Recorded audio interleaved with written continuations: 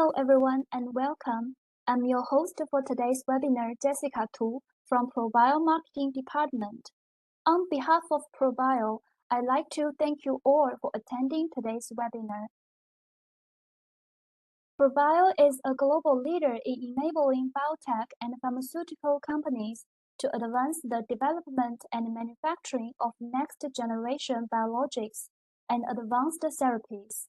As a fully integrated end-to-end contract development and manufacturing organization, ProBio supports its partners in optimizing drug development, accelerating time to market, and provides comprehensive life cycle support.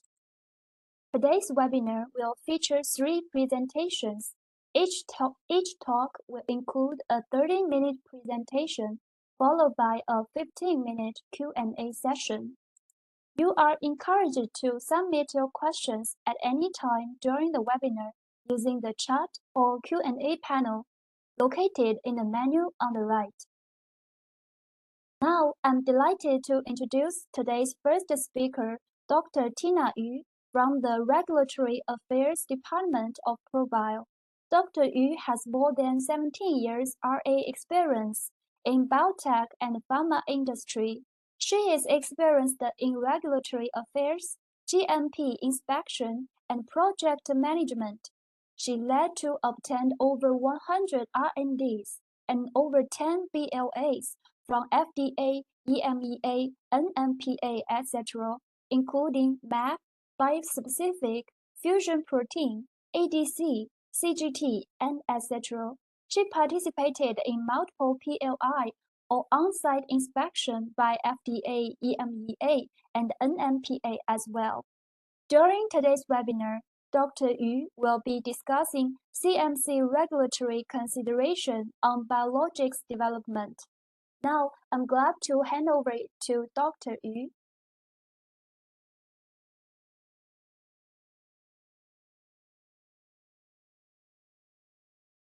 Hi, Dr. Yu, you can share your PowerPoint.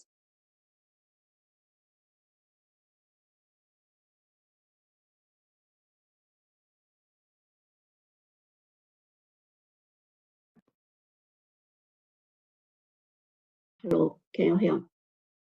Yeah, we can hear you. Okay, let me share my screen. Okay.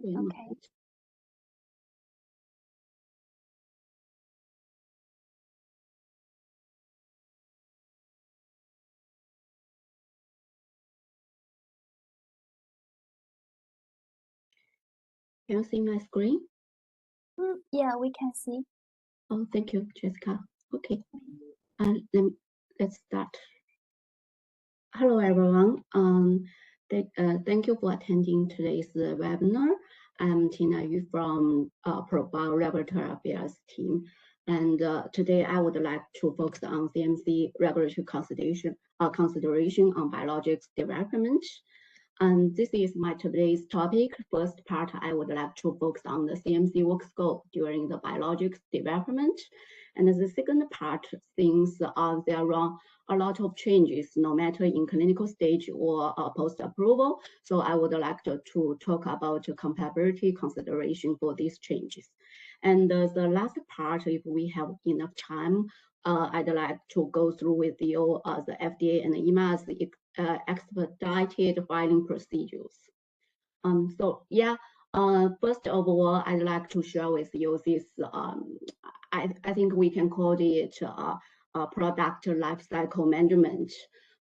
There are a lot of regulatory activities, and we have, I think most of you are very familiar with the IND application and the BLA application. So before IND application, we have a lot of work need to do, including the CMC development, and also we have preclinical studies. After IND application, we will have phase 1 and phase 2, 3 clinical trials. As long as we get enough clinical data, we will have a BLA application. And during this BLA application, we will have a PAI or PLI. After that, the product launch, we have the post-approval like changes or management. So this is a life cycle management, and there are a lot of CMC work, non-clinical work, and clinical works.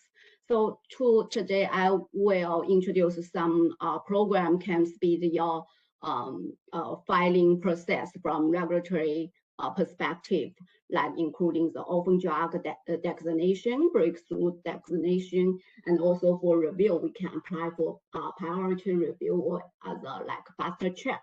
So we can talk more in the few slides later.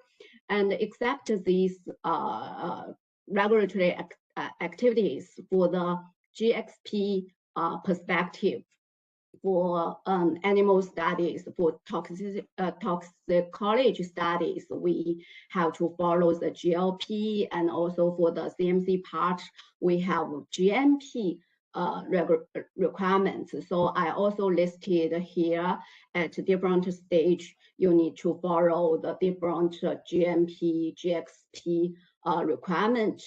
Also, develop a product is a time cost program. We need a lot of time for like for CMC clinical studies, and also we need a lot of time for the regulatory review process. So how to speed your like especially today I will focus on the review process from regulatory perspective. We may have some tools, so we can talk later. And yeah, this is the whole process that we'd like to cover in today's presentation. And yeah, this slide shows the principle of drug development. We know all of us as a drug developer, we want to provide an affordable, safe, and effective drug with consistent quality. So, but this is different goals for different stage of the product development. Like for the phase 1, we will more focus on the safety. And when the process go to the phase 3 or BLA, then the efficacy will be also a main point we should focus. Of course, the safety is still our main our goal. So how to make your plan well to the process face appropriate strategy is most important for our manufacturers and also the product owners.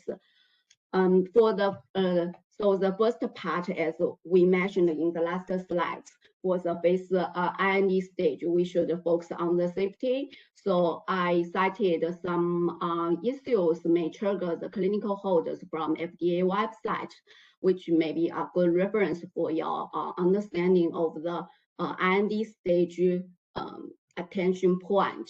So like for the phase 1, 2, and 3, like the risk and the benefit risk assessment is most important. So like the unreasonable and significant risk of illness or injury or insufficient information to assess risk may be a big problem, will cause your clinical hold. So like the have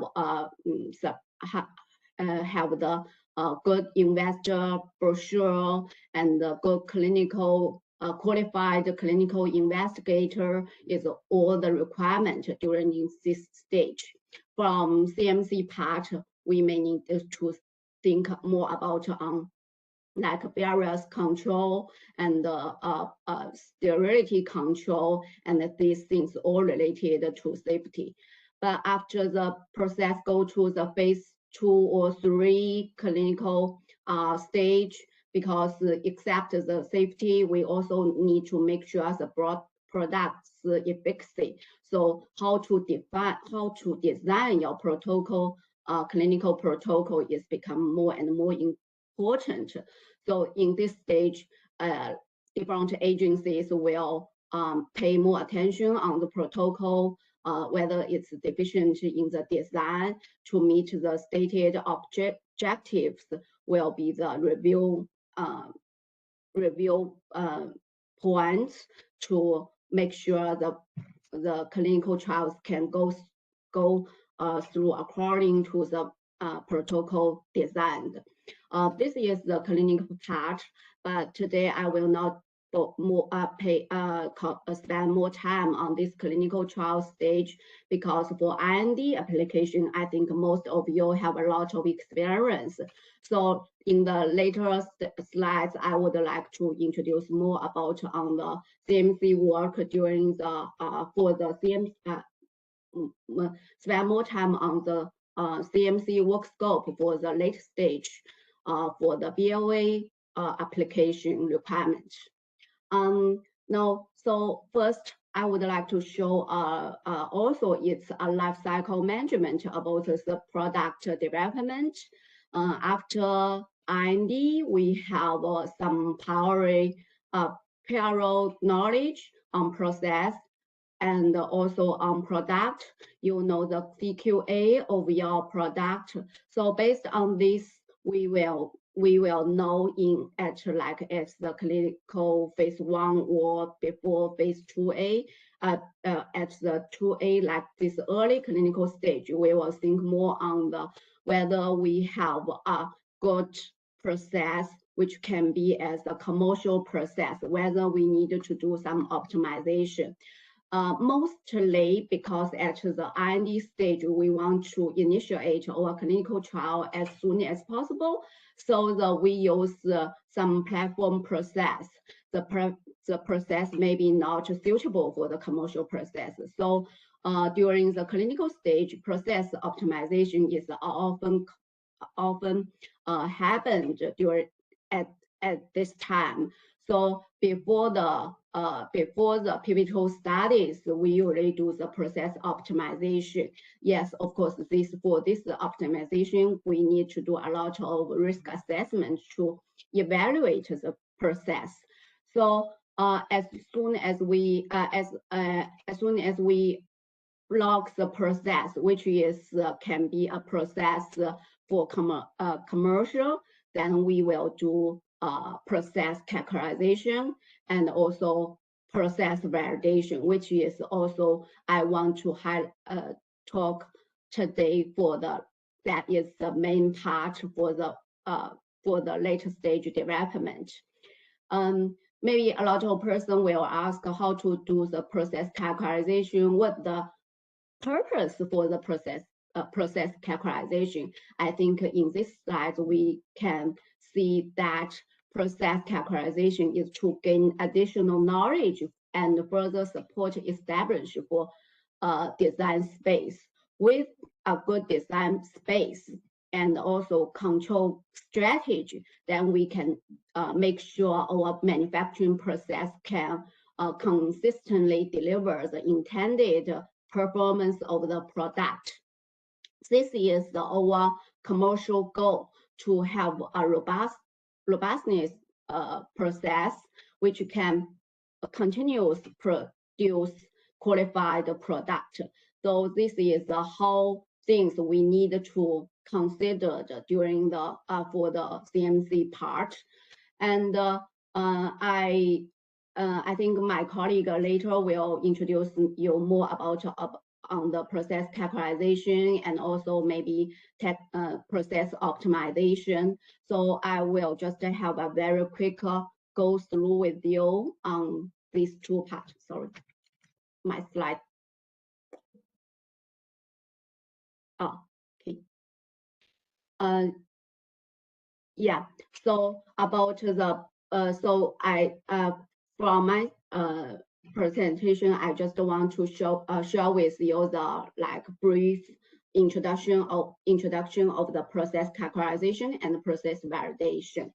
So first, we can see the definition from FDA website, and for the process validation, this is not just as we learned that process validation just for 3 consecutive production. This process validation is a whole from an overall view. For process validation, it's divided into 3 stages. The first part is the process design, because we know years, we always say we develop a product not just by testing, manufacturing. We should follow the QBD principle. So process validation is a bigger view for the definition. So the first part will be the process design that we think we know the process characterization, process optimization. The development work is very important from process validation perspective.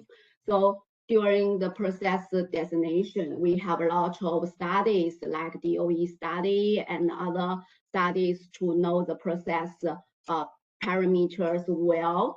And then after that, have a comprehensive process, comprehensive quality control strategy, and then we can go to the process qualification. Here is the common process validation we talk about during the your description. Like this process qualification, we can call the process performance qualification, PPQ.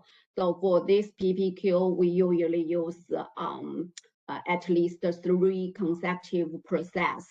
And before that, we need to have a well-defined protocol, and then we have manufacturing, and then we have report to evaluate the process, our process, and our manufacturing parameters can be repeated well. And after that, to use this to demonstrate that our process can continuously produce the qualified product, can make sure the safety and the efficacy. And the stage 3 is continuous the process verification. Process validation is PPQ is not the end of the CMC work, because along with the manufacturing, during the production, maybe after post-approval, there's still a lot of changes because of some reasons like materials or the process parameters have some OS, a lot of reasons. We need to optimize the process, or there are a lot of changes. So we need to do continue the process verification. So for this slide, I just want to share with you that process validation is not just means PPQ. It's included PC, PV, and CPV, these works. And for the,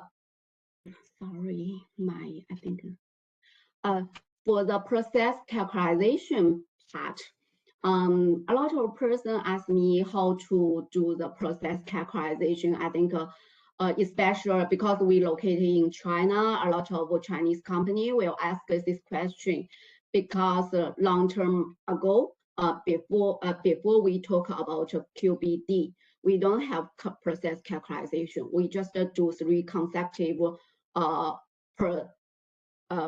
rounds for the process validation. It's enough.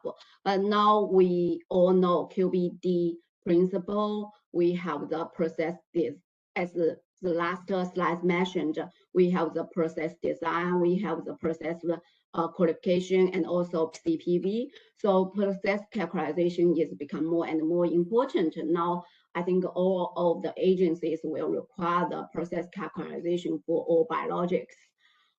Actually, I didn't find any regulations have very clear steps for the process characterization. Didn't talk about more on how you to do process characterization. But ISP, this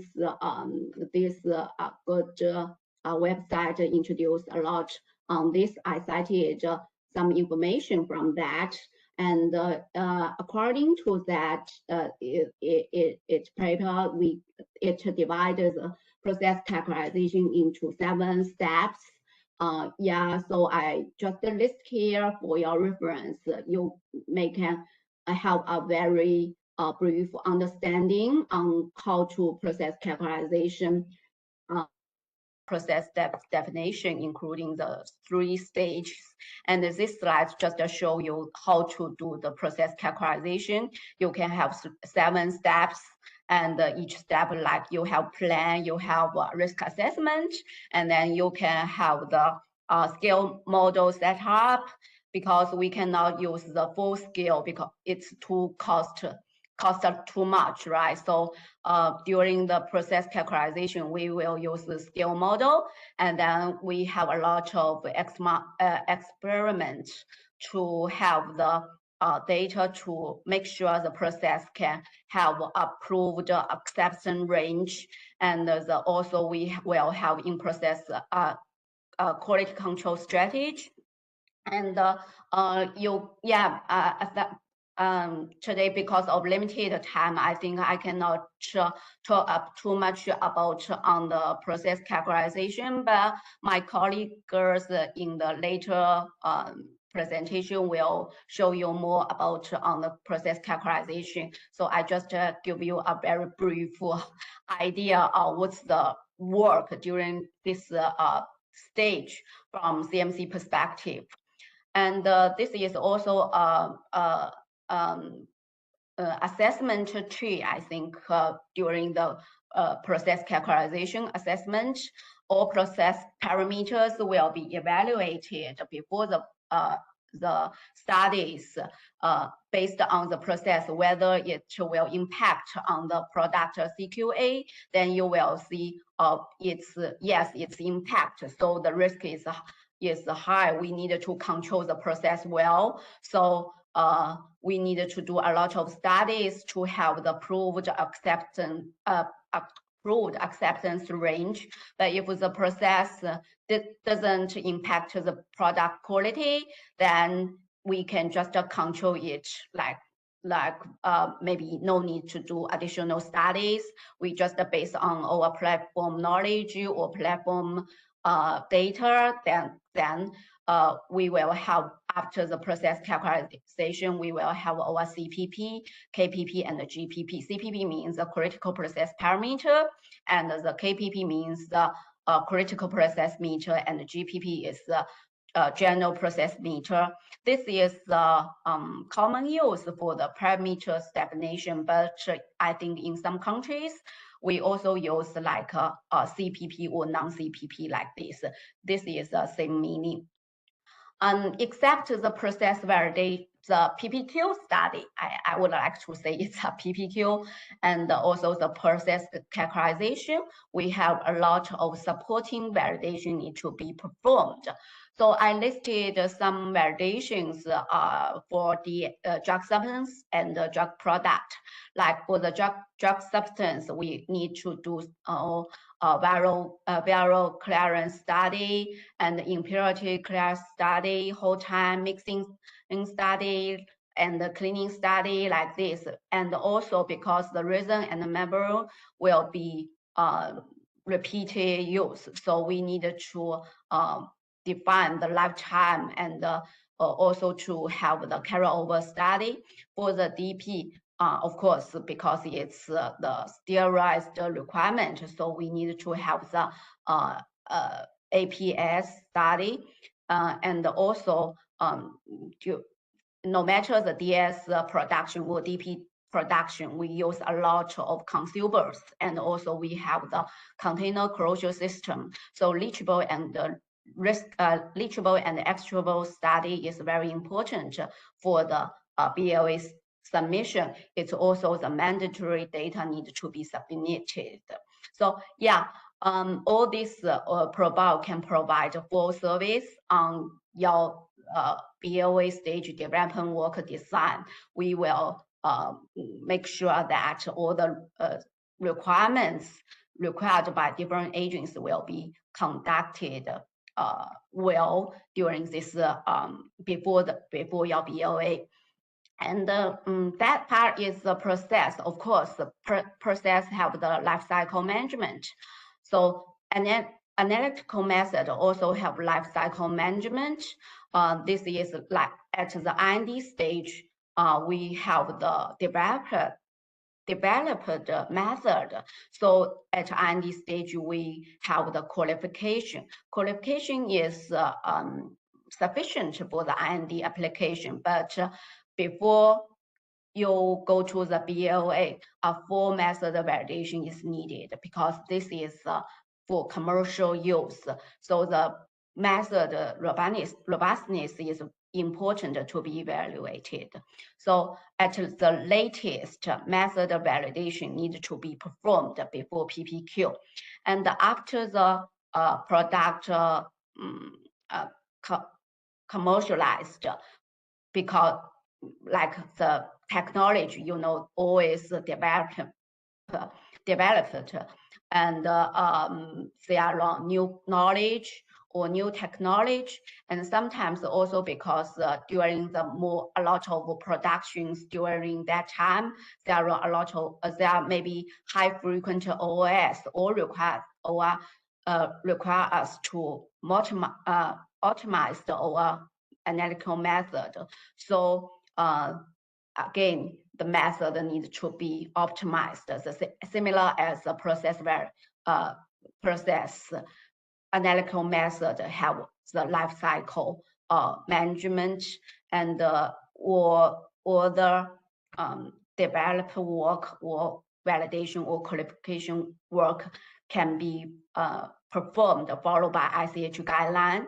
And ProBio summarized some requirements on the validation from different perspectives. We have this table, some table as per WHO requirement, also based on USP, ICH, and also Chinese pharmacopoeia.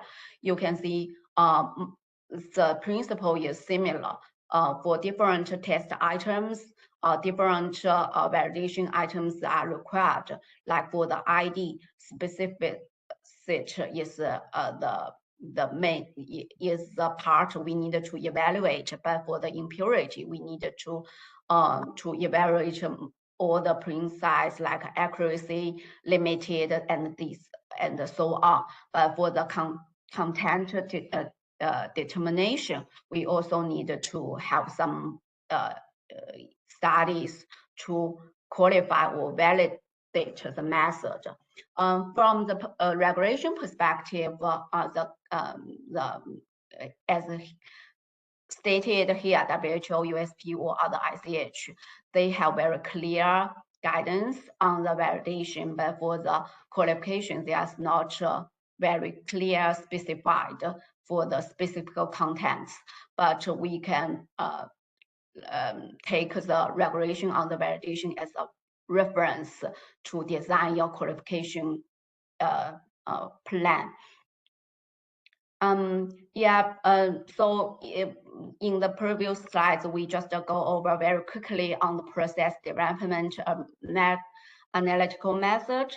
These two slides, I would like to just have a summarize to let you know, maybe can take away.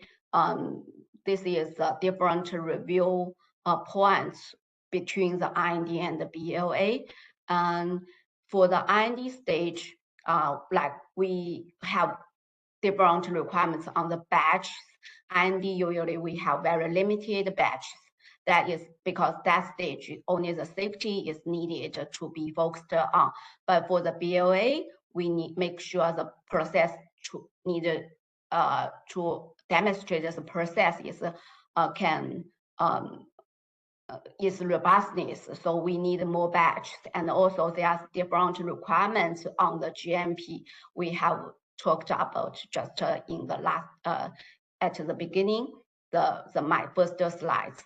And also there are on PC, PPQ, CPV requirements for the BLA stage, and also other like APS or cleaning, shipping validation, all of these we talked as well. And for the regulatory activities at IND stage, generally there's no on-site inspection, but for the BLA stage, different agencies, I think they all ask for the on-site inspection, both on the process and also the GMP perspective. So, and also another part is agency testing. This is depending on different regions. Like in China, before BLA, we have to set the sample to NIFDC for testing, but for like FDA, they don't no need to set samples for testing, and the EU has their own requirements. And these are the just to list some difference between IND and the BLA. And this slide also some differences like method validation and at IND stage, as mentioned, that qualification is enough, but for the BLA stage, we need to have the full validation as per ICHQ2, I think. And for the IND stage, a low in the toxin recovery study is not required. But for FDA, for the BLA, LER study is mandatory, but it's not means all the agencies require this study, such like as some Asia countries like China.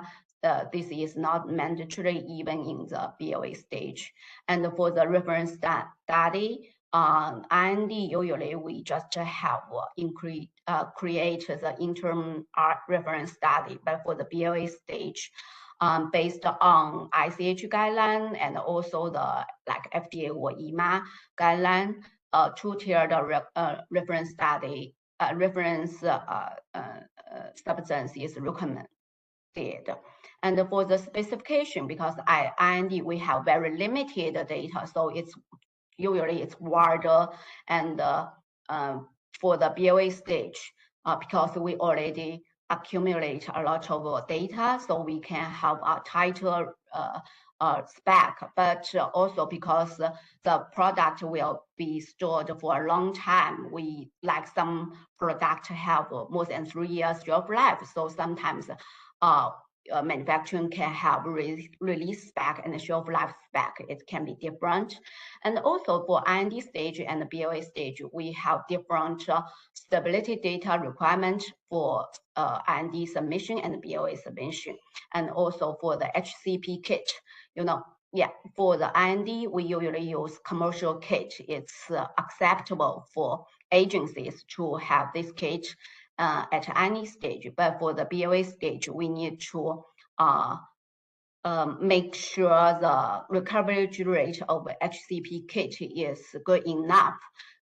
Generally, agencies would like to see the recovery rate is more than 70%. If not, project-specific kit will be required. And also other testing, rapid protein testing is required for FDA, but this is not required by EMA, I think, and also Japan, I don't think either.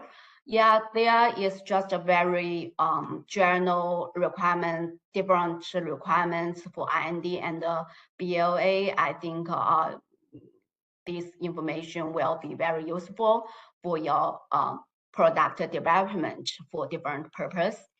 That's the first part I would like to say. And the second part is for the changes. Changes is always happen, no matter it's clinical stage or the BLA, after the BLA, after the post marketing. So how to do the changes? Some person may ask whether we can do these changes. My answer is always yes. Change can be happen at any time, but better to choose whether this change is a must at this stage. If not, I would like to recommend that have major or critical changes before your pivotal study, not have it after the pivotal study before the BLA, because if there's a major changes after the pivotal study but before your BLA, sometimes may trigger the clinical bridging study, which will cost your time and money. So but after you can think about whether we can have changes before the pivotal study or maybe just after the post-approval. You can launch the product first and then think about the changes. So if we have the changes, we need to do the comparability studies. For comparability, yeah, it means pre-change and post-change, the product should be comparable. Comparable doesn't mean the same, the complete is the same. It means can be some different, but it will not impact the quality, safety, efficacy. So comparability studies is stepwise, and also it's risk-based, and also it's phase appropriate. When the product, as I just said, recommend to have critical or major changes before the pivotal study. Why? Because before the pivotal study, you have the change. After change, you will have another clinical trials to prove that change doesn't impact the quality, safety, and other maybe efficacy. But if you have the changes after pivotal study, you don't have any other clinical trials, you cannot assess the changes after changes with the clinical trials. It will be a risk for like agencies' evaluation on the safety and the efficacy of the product. So when the change happened at the early stage, you have several clinical trials late afterwards. So the data about the comparability data can be smaller and thinner. So try to have the comparability, try to have the changes at the early as possible, or maybe just after the post, because you launch the product, you already have the product in the market, then you can do other things one by one. So how to do the comparability? I also have a definition tree, definition tree here for your understanding. We will, if there's a change, we need to do a risk assessment. Similar as the process characterization, we will evaluate that whether the changes will impact the product quality attributes. If there's a minor quality attributes, we can say, oh, this is at the early stage, there's a lot of clinical trials afterward, then we maybe just have limited data, comparability data, and mostly we can just use the CMC comparability data, it's enough. But the stage, if it's already in the later stage, in the at the phase 2B or phase 3, then we may think about we may need to think non-clinical studies like PK/PD on animals may be required. But for the major the changes may impact the have major quality attributes impact, then we have to do more studies. And usually, if the changes happened at the later stage, we may trigger, as mentioned, that the clinical PK and PD comparability is required. And sometimes if the change is very, very critical, maybe you need to have another clinical efficacy and safety studies that will cost a lot of time and money. So we have a good change plan is very important for the biologics development. Yeah, for the change, no matter it's critical or major or just a minor, we have different filing pathway. There will be trigger the regulatory activities. And the first table shows the changes happened during the clinical stage. We needed to think about whether change will impact the safety or because as mentioned, for the clinical stage, safety is most important. So if the changes impact the safety, we need to inform the agency and get the FDA's approval, and then can excuse the changes. But if just it's a minor change, we can just have an annual report.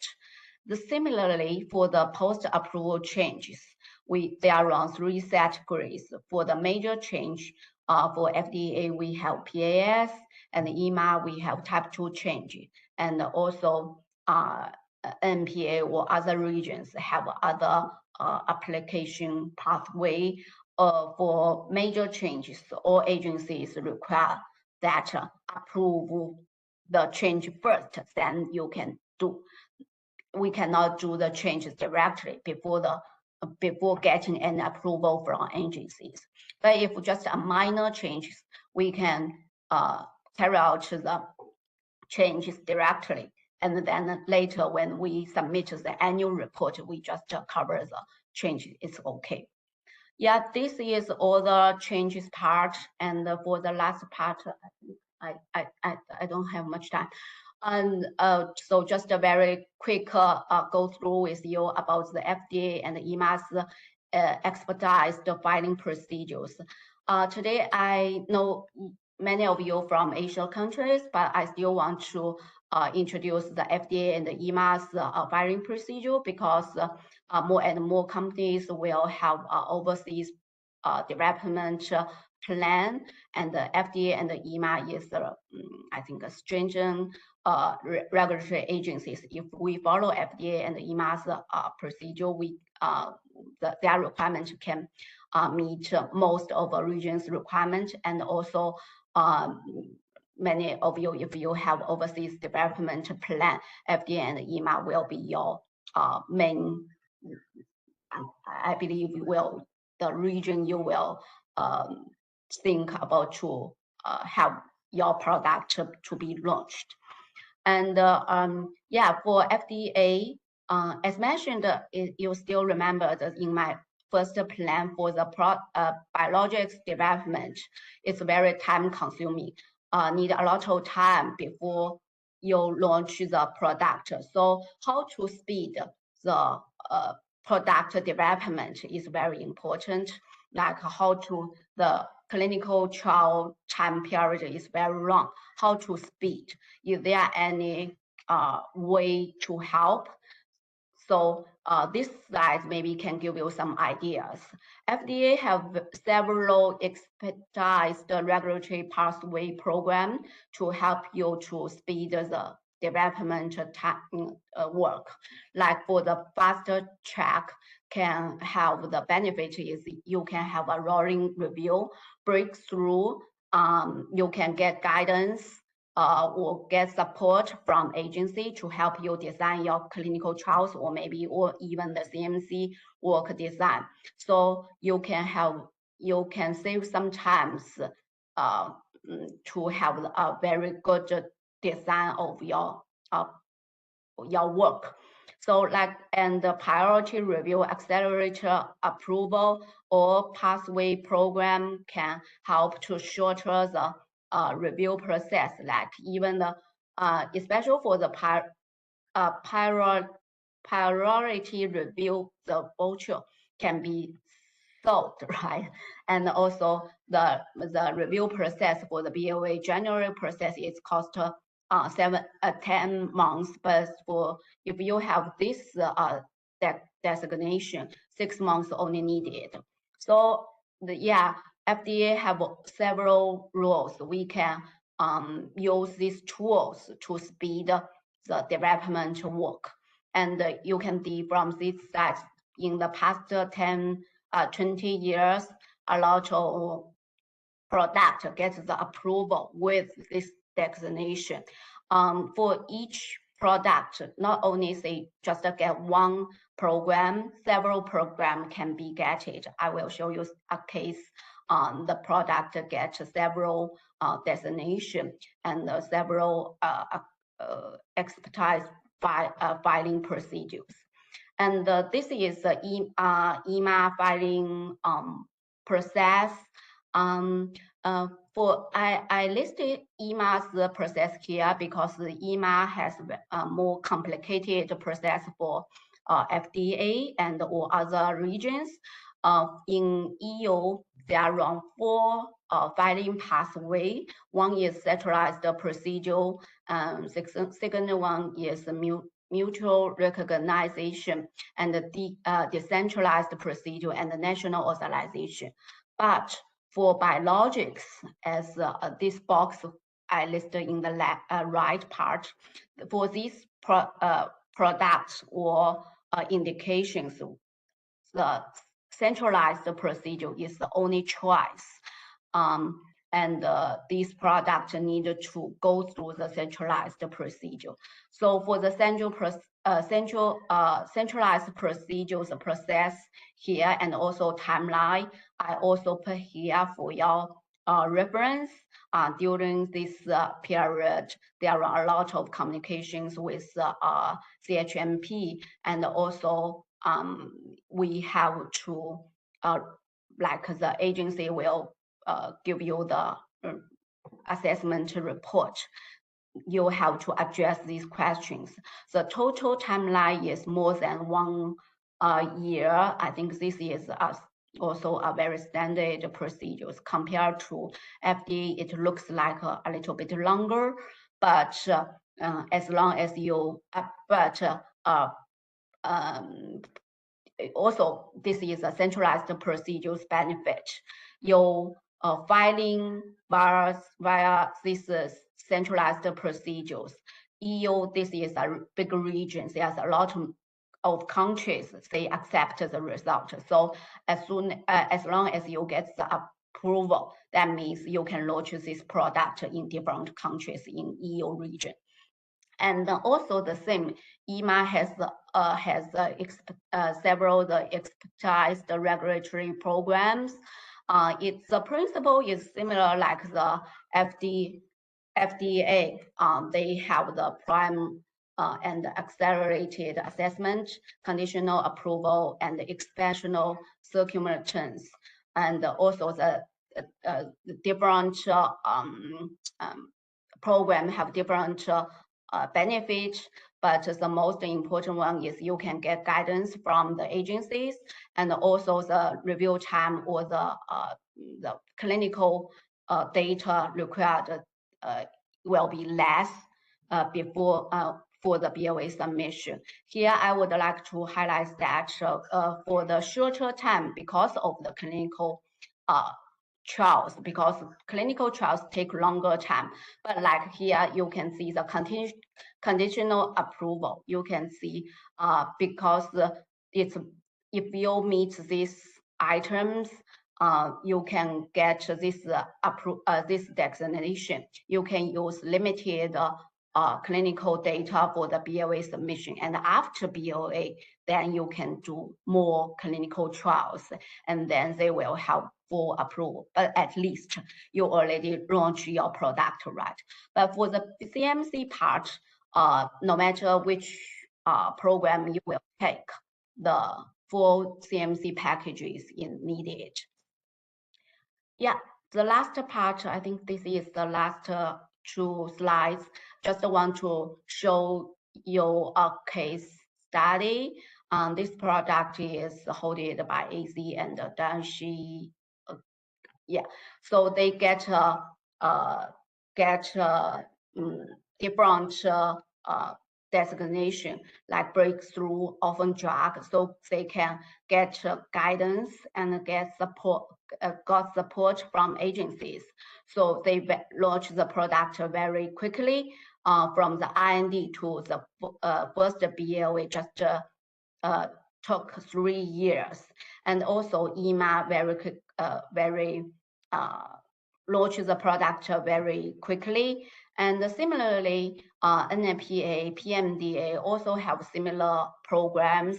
I think when you have the filing plan to different regions, can regulatory team can search the regions expertise filing strategy to faster your product development. Okay, that yeah, my very quick go through some considerations on CMC work and filing process. That's all my presentation. Thank you. Thanks for Dr. Yu's excellent presentation. Now we will open the floor for questions.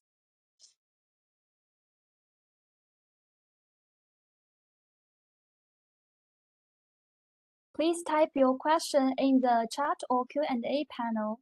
And additionally, we invite you to follow our LinkedIn account, ProBio, and the Korean attendees can also scan this QR code on the screen to follow our Kakao channel, where we will regularly share online resources and updates there.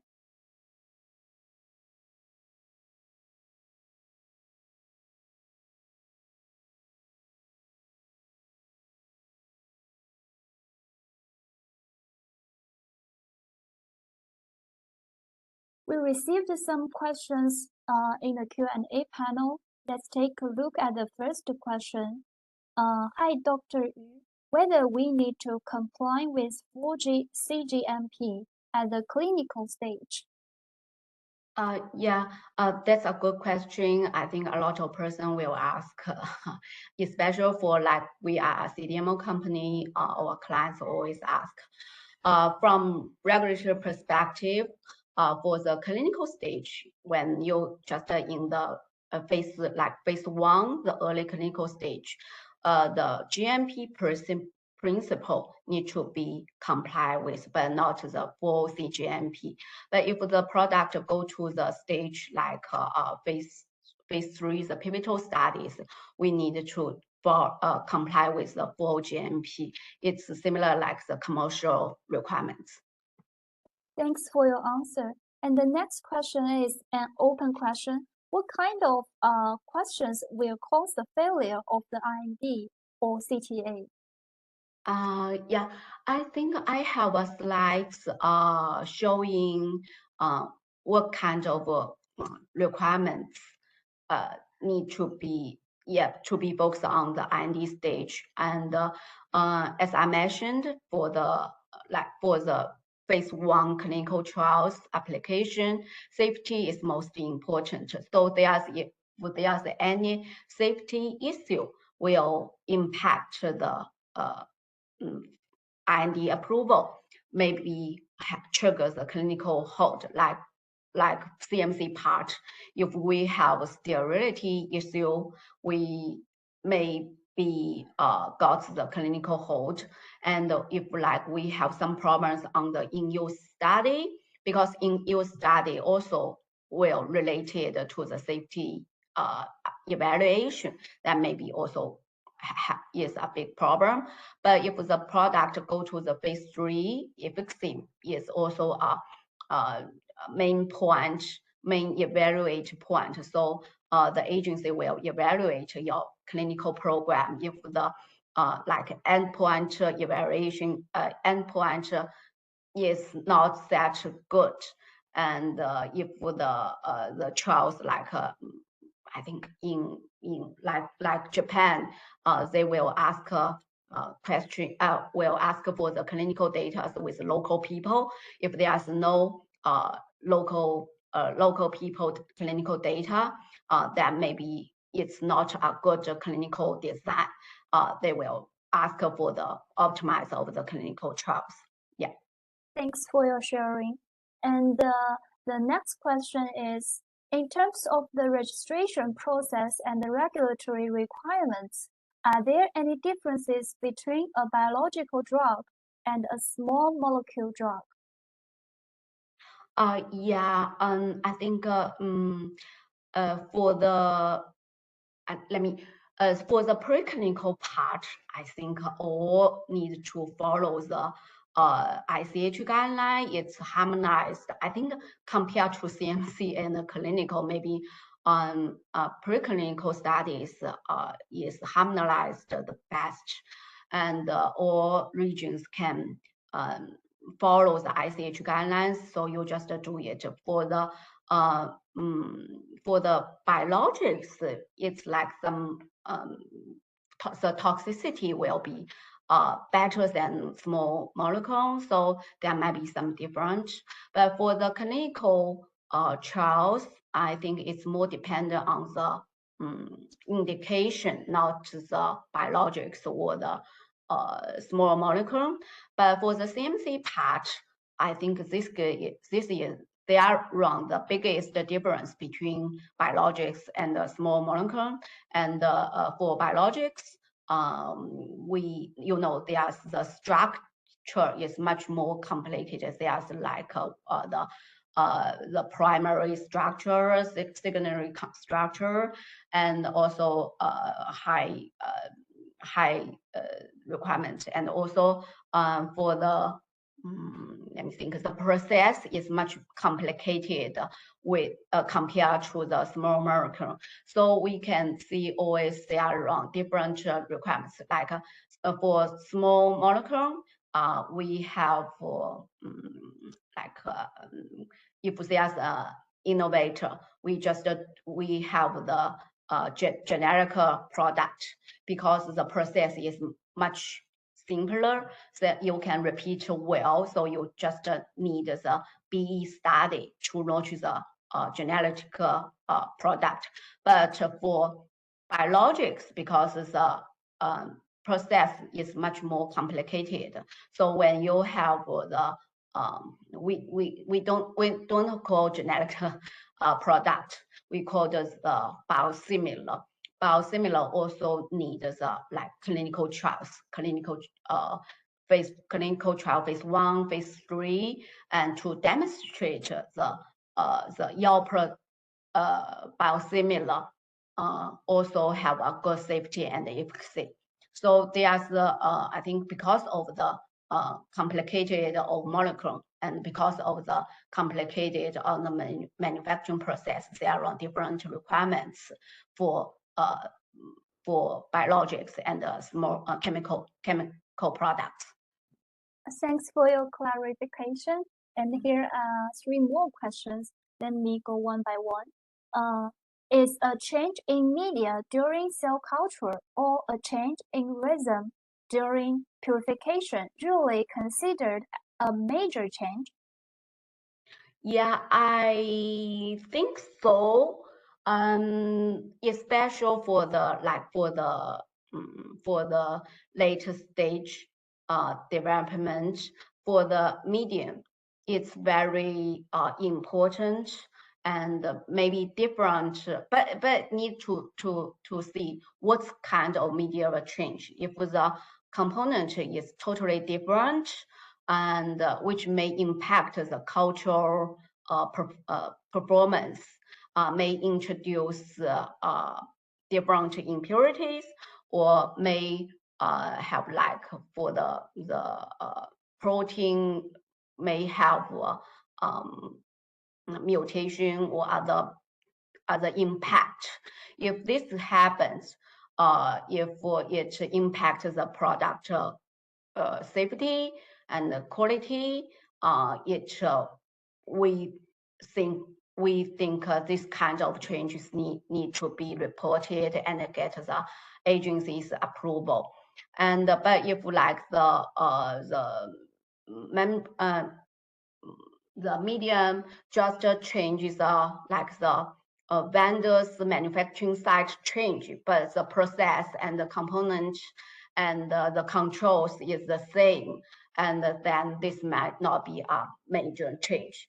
And for the reason, yes, also we need to evaluate whether this is the same component, and also whether it will impact the clearance, purity clearance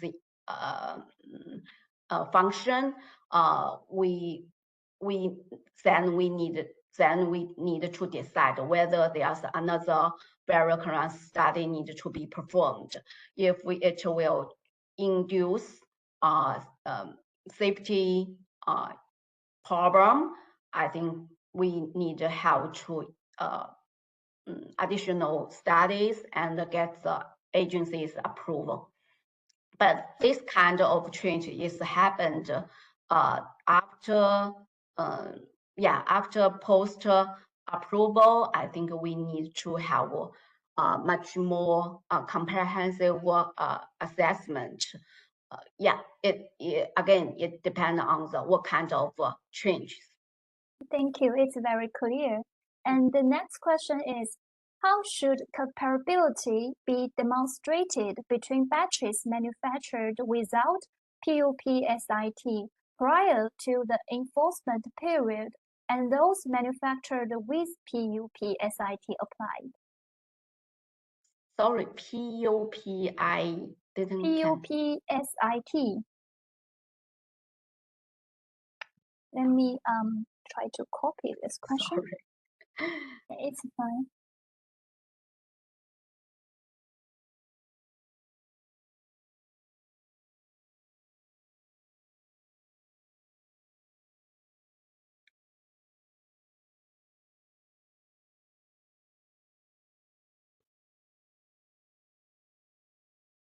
We can firstly.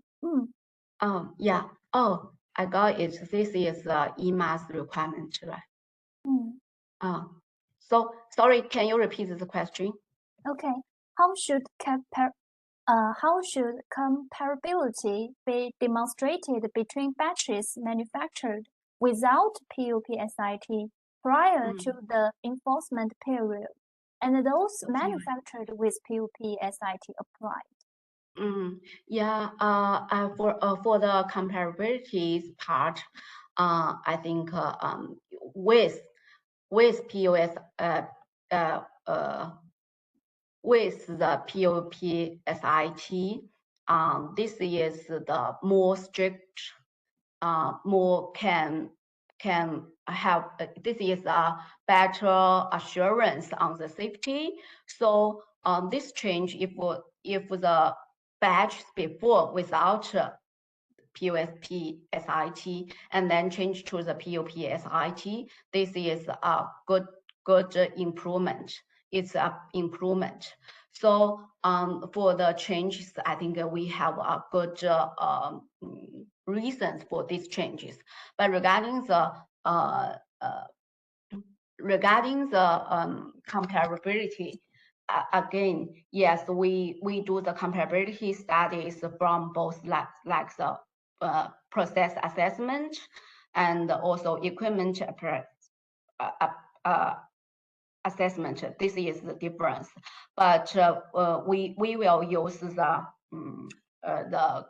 quality data to demonstrate that after the changes, the product is still have the comparable quality studies. That means for the quality, I mean for both the release data, because that is CQA attributes, the critical quality attributes, this part, and also sometimes like for some low product, we will use DP for comparability characterization, right? So we will also have characterization data and also the stability data. All these data will to improve that this change before and after the data is similar and they are comparable. For this change, I think it will not the safety. It can make the safety better. So I don't think we need to do the toxicity studies. But for the CMC quality assessment, is we need to have that data. Thanks for your sharing. And the next question is, are there regulatory concerns for RITs with new treatment modalities such as mRNA cancer vaccines? First, I think for the IIT, different countries have different IT requirements. For some regions like FDA or EMA, I don't think they call RIT or like phase 0 or IIT sometimes, but like they the document needed to be reviewed by FDA or other agencies. But in China, IIT is different. Like when we apply for the IND application, that will need to be reviewed by CDE, NMPA, and approved by them. But for IIT, we don't need approved by agencies. The clinical trial site can decide whether you can do the IIT. So for FDA or other regions, you still need a package including the clinical, non-clinical, and the clinical for their evaluation. So like you have your plan, like you have primary data for IIT review. But in China, they don't review very details. Maybe the clinical protocol is most important. They will more focus on the clinical protocols and also review from the clinical control, safety control perspective. So the package may be a little different, but for the GMP, I think most people say whether we can use the non-GMP product for IIT study. As a regulatory affairs from regulatory perspective, that is not recommended because although it's IIT, but it's still, the product still go to the human, right? The human safety is also important. So we, from regulatory perspective, we still ask the IIT sponsor to make sure the safety, the product's safety. Thanks for your answer. Since we have limited time, let's move to the last question. If you have any more questions, we can answer by email. Yeah. Followed by the previous question about cell culture media change, the attendees ask, then even if there are changes in the upstream process or downstream process, as long as comparability of the final drug substance is demonstrated, would it not be considered an issue?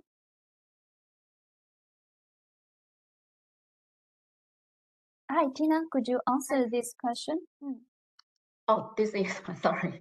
Right. So that it's this is, yeah, last one. Depending on the phase. I think from the guidance, like we have some guidance for the post-approval change for if media change, recent media change, if the component may be different, probably will trigger the preclinical studies. But again, it depends on the CMC data, the CMC comparability data. Okay, thank you. Thanks for Tina's time today. And also, thank you all for your engagement and insightful questions. Now, I'm pleased